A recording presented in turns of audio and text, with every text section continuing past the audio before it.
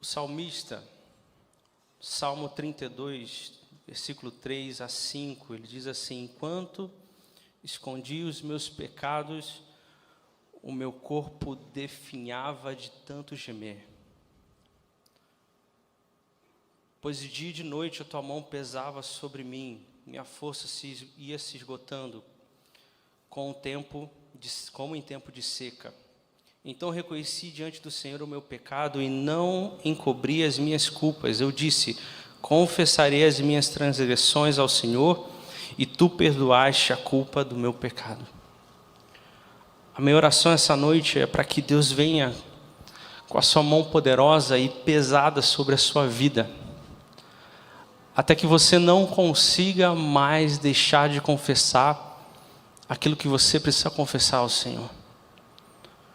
A minha oração essa noite é para que a sua alma gema e seja devastada pela presença de Deus, até que você vomite todos os pecados do seu coração. A minha oração é que o seu coração pareça como um tempo de seca, como uma terra seca, para que Deus inunde ele com água viva, até que penetre o mais profundo da sua alma e você não consiga mais deixar de confessar os seus pecados a Deus. Eu faço essa oração pela sua vida porque foi exatamente isso que aconteceu na minha vida essa semana.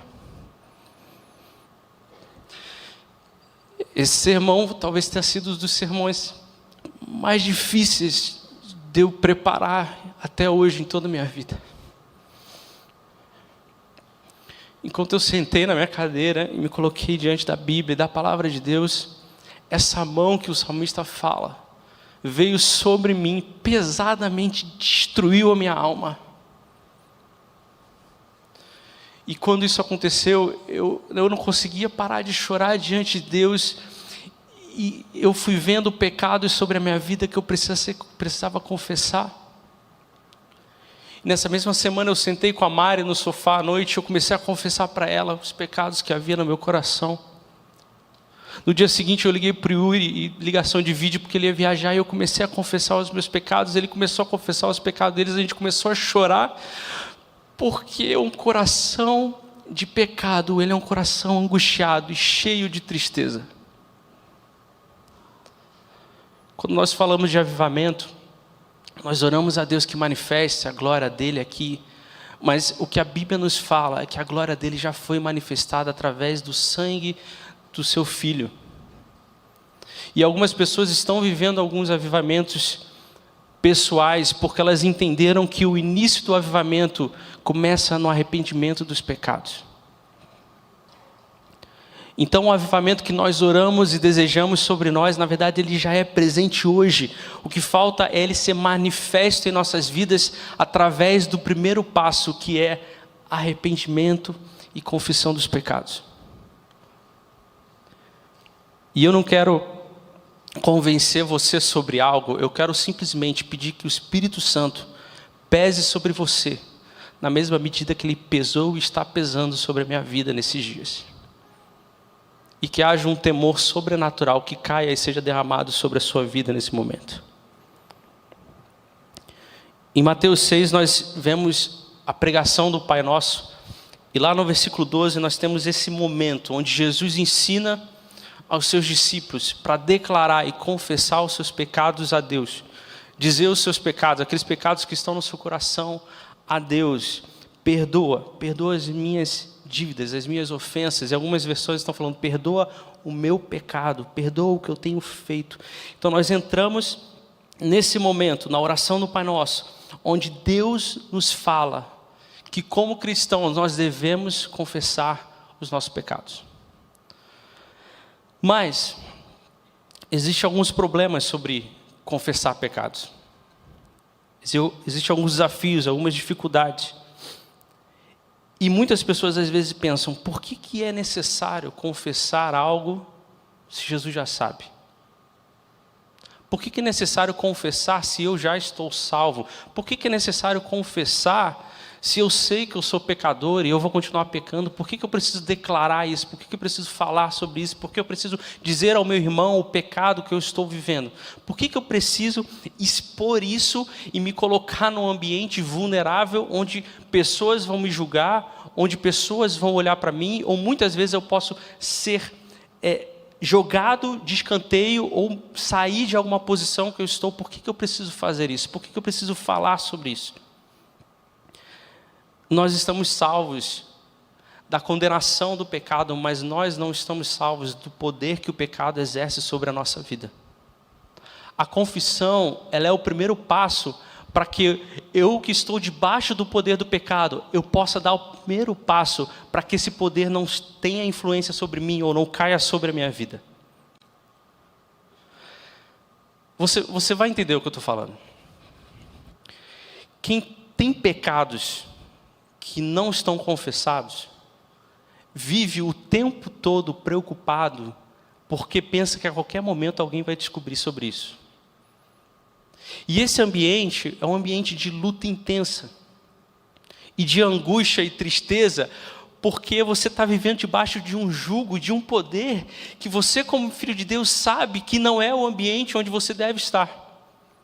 Você sabe que não é esse local que Deus sonhou e preparou para a sua vida. Então você vive o tempo todo na insegurança. Olhando por cima dos ombros, porque a qualquer momento Deus pode trazer um profeta, virar para você e falar: eu sei o que você está fazendo. Então esse ambiente de angústia e tristeza que existe no nosso coração, é o poder que o pecado exerce sobre nós, é a confissão sobre ele. Sobre o nosso pecado, é o primeiro passo que nós damos para sair desse local e ir para o local de luz, um local de alegria, um local de vida plena, um local de restauração, um local onde eu encontro ali toda a plenitude de quem vive com Deus. Provérbios 28:13 fala: quem esconde os seus pecados não prospera, mas quem confessa e os abandona encontra misericórdia.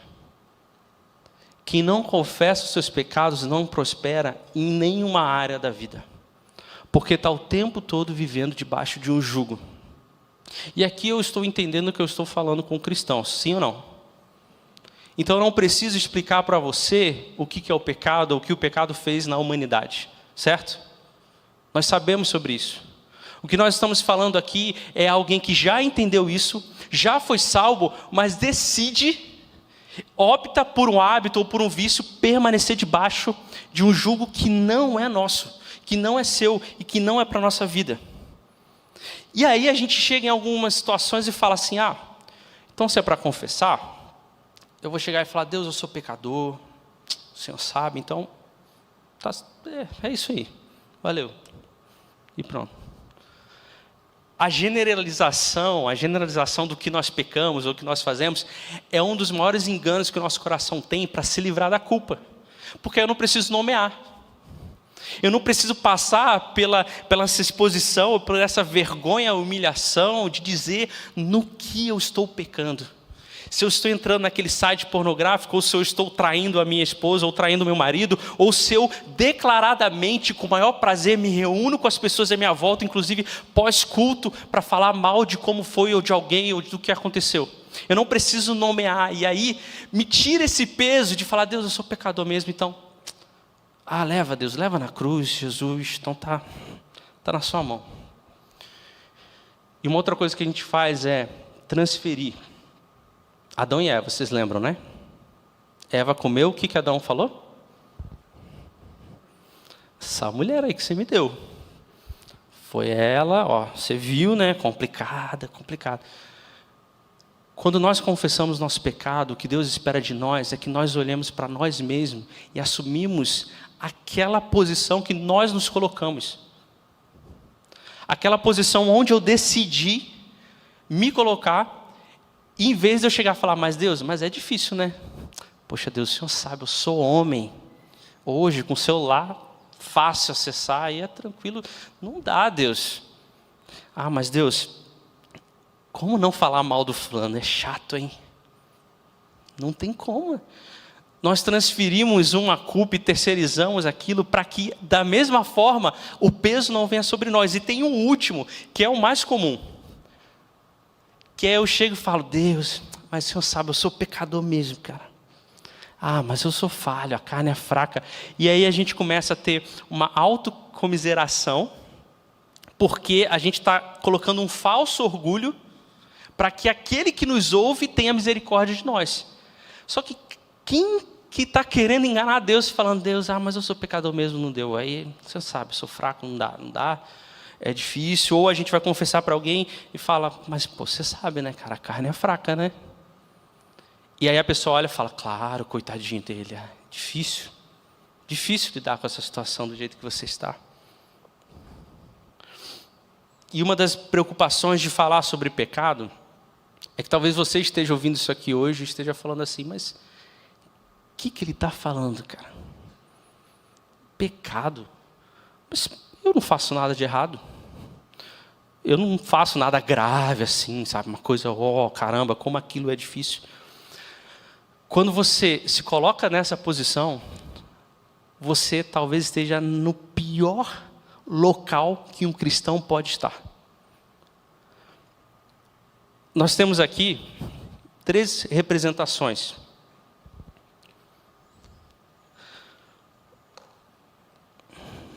Nós temos um ovo. Espero que ele não caia.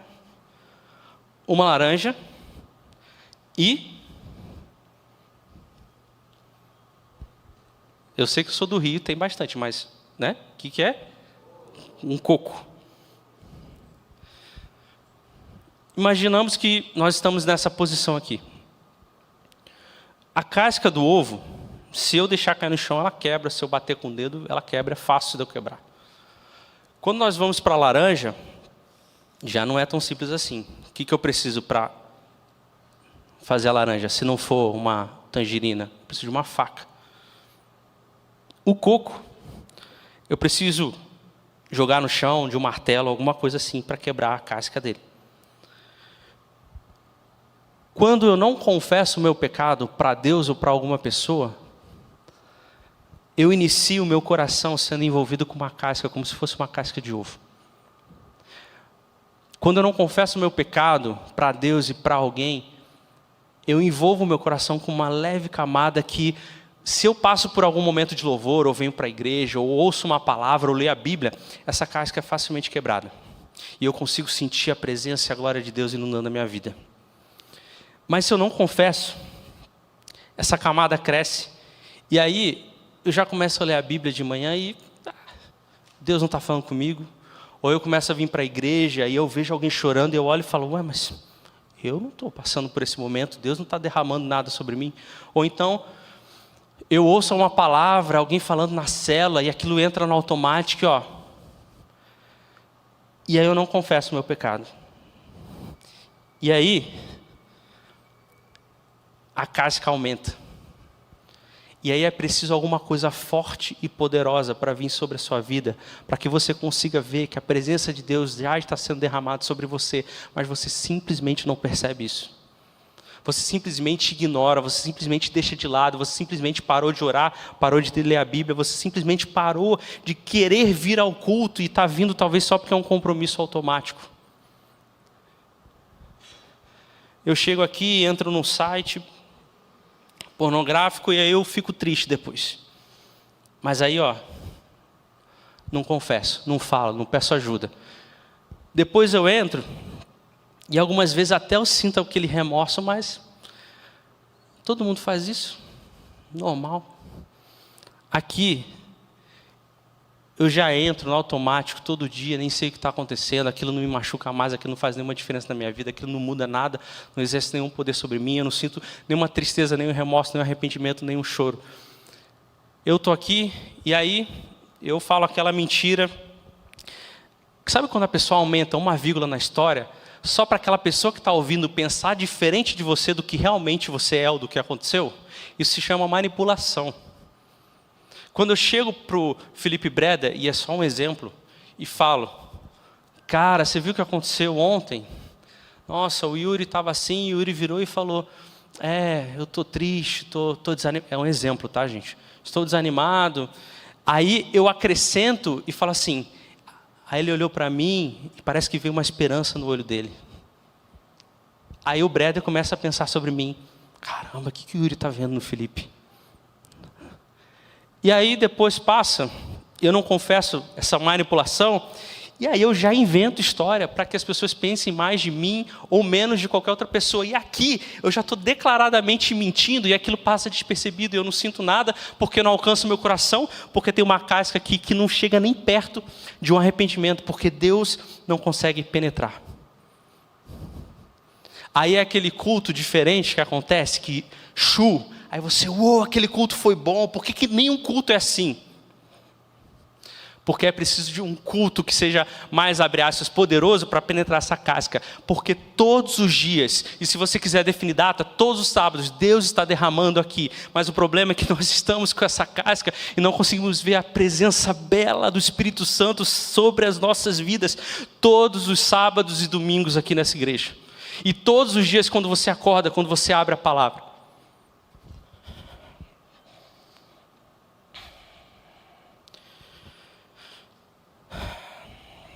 Nós ficamos insensíveis, porque nada consegue alcançar o nosso coração. 1 João 1,9 fala, se confessarmos os nossos pecados, Ele é fiel e justo para perdoar os nossos pecados e nos purificar de toda injustiça. E aqui nós vemos o primeiro passo para como nós quebramos essa casca e caminhamos de volta em direção a um coração onde não há nenhuma barreira para que o Espírito Santo derrame o poder dele sobre nós.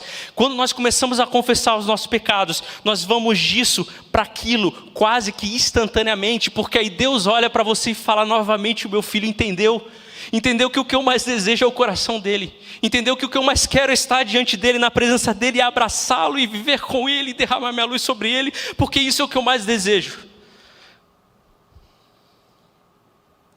João 4,5 fala, nele estava a vida, e esta era a luz dos homens, a luz brilha nas trevas, e as trevas não a derrotam. Colossenses 1,13 fala, pois ele nos resgatou do domínio das trevas, e nos transportou para o reino do seu Filho amado, em quem temos redenção, a saber, perdão dos pecados. O que Jesus está nos falando é que dê o primeiro passo da confissão. Quando você for orar, declare a Deus os pecados que têm alcançado seu coração e transformado essa casca. Encontre alguém que você confia e declare para ela os pecados que você tem feito, para que vocês orem juntos e para que você seja curado, para que essa casca comece a ser liberada do seu coração e você fique livre de uma vez por todas, porque nós lemos aqui em Colossenses que Deus nos tirou do domínio das trevas. Nós não estamos mais nesse local, mas nós decidimos ir para que a gente seja perdoado e tenha a redenção. Eu vou te dar uma dica. Você que está aqui, está ali também. Você está na pior posição que um cristão pode ter, porque tem que vir algo muito poderoso e forte para quebrar isso sobre você. E a minha dica é, se existe um pecado na sua vida, se você comete ele todos os dias, repetidamente, é um vício, é um hábito, é algo que você não consegue, eu vou falar, continua pecando. Mas a minha dica para você é, na mesma intensidade que você se derrama nas trevas, busca Deus e se derrame sobre a luz de Cristo, porque nós vemos lá em Atos 2, quando Pedro fala sobre quem Jesus é, a luz de Cristo vem sobre aquelas pessoas e eles simplesmente olham um para os outros e ai de nós, o que nós vamos fazer? O que eu estou querendo dizer é que quando você vai para a luz invade o seu coração e destrói as trevas para sempre. E aí aquele pecado que você deseja cometer, tem anseio por cometer, às vezes é hábito e você nem sabe o que é pecado, aquilo vai ser liberado da sua vida, você vai vomitar, isso vai ser destruído, você vai ser devastado pela luz do Espírito Santo que vai entrar no seu coração. Isaías, quando ele olhou para Deus e ele viu Deus, ele falou, ai de mim, pecador. Tem o autor, Jacques Ellul, ele fala o seguinte sobre o juízo final. A gente tem uma brincadeira, né? Juízo final, vai ter um telão e aí vai passar tudo que a gente fez de errado, né? Ele fala que ele imagina no juízo final que nós vamos chegar diante de quem Deus é e ver a sua verdadeira glória. E nós não vamos precisar falar sobre os nossos pecados, porque a glória dele e a luz dele vão ser tão intensa que vão penetrar a nossa alma, e aquilo que há de ruim em nós vai ser arrancado do nosso coração. Quando nós vamos para Jesus, aquilo que há trevas em nós é iluminado pela sua luz. E uma das maneiras de colocar isso na luz é confessando a Deus e confessando a alguém. Essa é a primeira forma da luz entrar e invadir as trevas que há no seu coração. João 14, versículo 19 e 17 fala: e eu pedirei ao Pai, e Ele dará outro conselheiro para estar com vocês para sempre, o Espírito da verdade. Se você lê na Bíblia, e eu estou considerando que nós estamos falando com cristãos aqui, se você lê na Bíblia que você precisa confessar pecado, o que você precisa fazer? Confessar seu pecado. Quando você não faz isso, você está desobedecendo o próprio Deus. Aí você pode falar, mas eu não tenho pecado. Mas aí você está mentindo, quando a palavra nos fala em João 14 que nós recebemos o Espírito da verdade. Então, ou você é um cristão que confessa, ou você não ama a Deus, ponto. Ou você é um cristão que confessa seus pecados para as pessoas e para Deus, ou você não ama a Deus. E esse foi o desespero que invadiu meu coração essa semana, porque quando eu olhei, eu vi que tinha pecados na minha vida que eu não confesso a Deus. Eu falei, Deus, eu não amo o Senhor. Eu não amo o Senhor. Todas as vezes que eu cantei na igreja, eu estava mentindo. Todas as vezes que eu preguei aqui, eu estava mentindo. Toda vez que eu dei aula na escola do discípulo, eu estava mentindo, porque eu não amo o Senhor. Porque se eu não confesso os meus pecados, eu estou descumprindo a sua lei. E eu prefiro manter uma reputação e uma posição do que me humilhar e colocar num local de julgamento, do que obedecer ao que o Senhor disse. Então eu amo muito mais a mim do que o Senhor. Eu amo muito mais o meu coração do que o Senhor. Eu amo muito mais estar nessa posição de prazer, onde existe uma camada sobre o meu coração que nada alcança, afinal ninguém vai descobrir, ninguém vai saber, do que eu poder confessar ao Senhor aquilo que eu preciso confessar. E a pregação fala sobre perdoai os nossos pecados. Quando Jesus ensina aos discípulos a falar nós, em vez de eu, Ele está querendo dizer que quando alguém peca, todos pecam.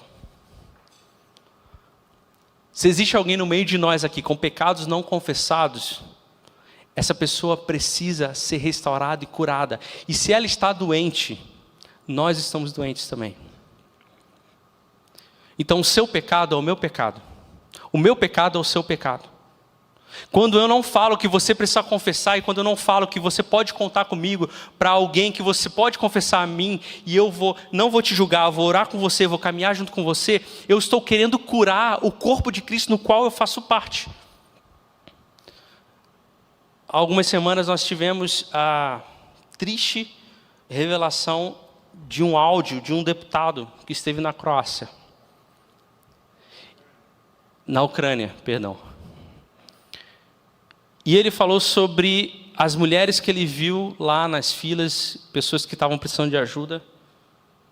E isso aconteceu justamente no período onde nós falamos sobre o Dia da Mulher, no dia 8.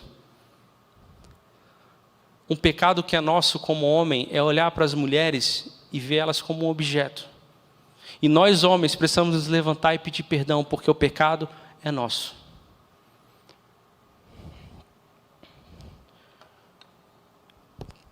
Se você chegou nessa posição e você falou assim, cara, eu preciso confessar.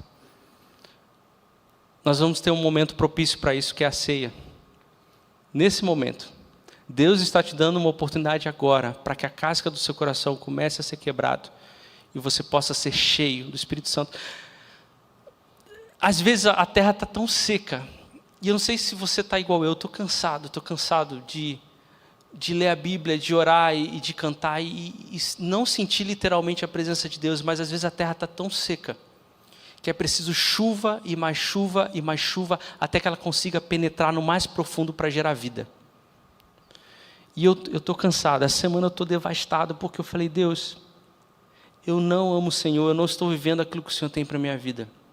eu não estou vivendo uma vida plena, eu não estou vivendo o que o Senhor mais deseja, eu não estou vivendo a plenitude do Espírito Santo, eu não estou caminhando à altura do que o Senhor me chamou. Eu estou declarando dia após dia, quando eu não confesso o meu pecado, que eu amo muito mais a mim do que ao Senhor. E nós vamos ter esse momento para você fazer essa confissão. Essa é a primeira coisa. A segunda coisa, procure alguém para você confessar o seu pecado. Essa é a parte mais difícil. Essa é a parte mais desafiadora. E eu não estou dizendo que é fácil, não. Vai ser muito difícil. Muito, muito, muito difícil. Vai ser devastador, talvez, para a sua vida, para a vida dessa pessoa, se você cometeu a ela esse pecado. Não vai ser fácil. Mas esse é um dos passos do processo para que a casca seja quebrada do nosso coração. Não tem outra solução. Eu queria chegar para você e falar, existe uma outra opção que é mais tranquila, você pode só confessar a Deus e está tranquilo. Não, não existe. Quando você para no primeiro passo, o diabo está enganando o seu coração, dizendo que você consegue sozinho. E você não consegue. E nunca vai conseguir. Encontre alguém de confiança. Eu me coloco à disposição, se você quiser falar comigo, seja depois do culto, seja, não sei. Existem pessoas de confiança que eu tenho certeza. Pastor Yuri, procure ele. Mulheres, nós temos mulheres aqui que podem ser esse ombro, que eu duvido, com toda a minha força, que elas vão contar qualquer coisa para alguém.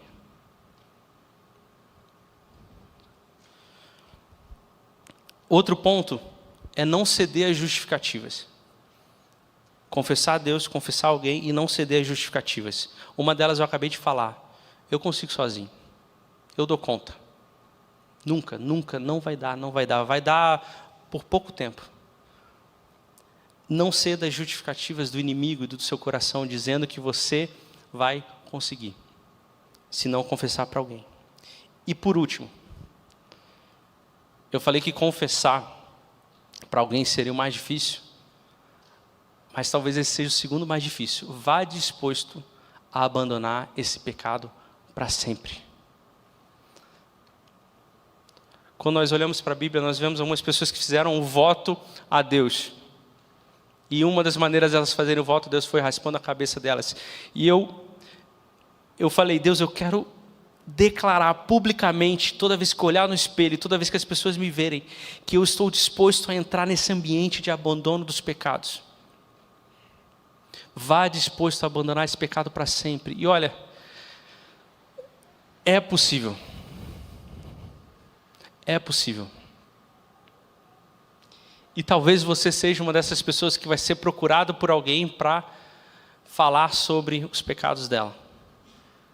E você vai sofrer algumas tentações também. E eu também quero te dar algumas sugestões. A primeira coisa é sigilo total. Porque essa pessoa está passando por um momento de trevas na vida dela que o que ela mais quer ouvir é que você está ao lado dela, olhando por ela, que ama ela e não julga ela. Sigilo total. E ouça essa pessoa e ore por essa pessoa. E uma das orações que você pode fazer é declarar que o perdão de Deus está sobre a vida dela, porque pode ser que essa pessoa esteja sofrendo um peso e um fardo que ela talvez nem esteja conseguindo carregar. Que ela esteja vivendo umas trevas interior, onde ela nem consiga dizer e orar sobre aquilo que ela está vivendo.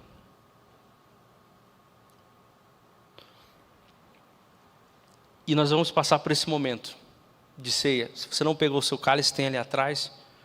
Você pode levantar e pegar lá. E nesse momento, antes da gente tomar a ceia,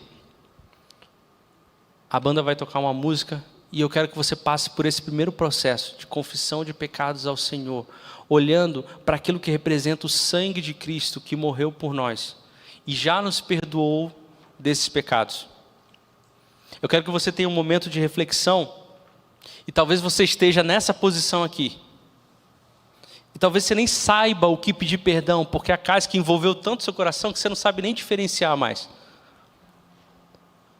Clame ao Senhor, que Ele venha com poder e misericórdia do alto sobre a sua vida, para que Ele venha e destrua isso, e alcance o seu coração, para que você comece a chorar angustiosamente por arrependimento. Enquanto essa canção for cantada, ore a Deus e se derrame diante dele. E se você precisar chorar, esse é o momento onde você tem que se derramar diante do Senhor. E se você não quiser fazer isso, não tem problema nenhum. Tranquilo. Mas eu tenho certeza de uma coisa absoluta: você nunca vai viver a plenitude que Deus tem para a sua vida. Nunca. Nunca, nunca, nunca. Não sou eu que estou falando. A Bíblia nos fala sobre isso. Não é uma palavra fácil, não é algo que você gostaria de ouvir, mas você nunca vai viver. Você nunca vai ser próspero nas coisas de Deus, nunca. Você pode ser próspero nos seus negócios, no mundo, naquilo que o seu trabalho, o seu esforço pode fazer, mas naquilo que é espiritual você nunca vai ser próspero, nunca. Por isso que Deus clama pelos nossos corações e fala: filho, filha, vem para mim. Vem para mim porque eu te amo e eu tenho coisas maravilhosas para viver com você. Talvez você esteja pensando sobre a sua vocação e o seu chamado, e talvez ache que isso está perdido por conta do pecado, ou você não esteja vivendo a plenitude do seu ministério, ou talvez Deus quer de fato derramar sobre você coisas materiais para você abençoar as vidas, seja no seu negócio, na sua faculdade, no seu trabalho, e você não está vivendo isso. Deus te chama e fala: filho e filha, vem para mim. Mesmo que você esteja com o seu coração envolvido com uma casca, eu tenho poder, porque o maior poder do universo já está sendo derramado sobre você. Só que você precisa clamar ao Senhor.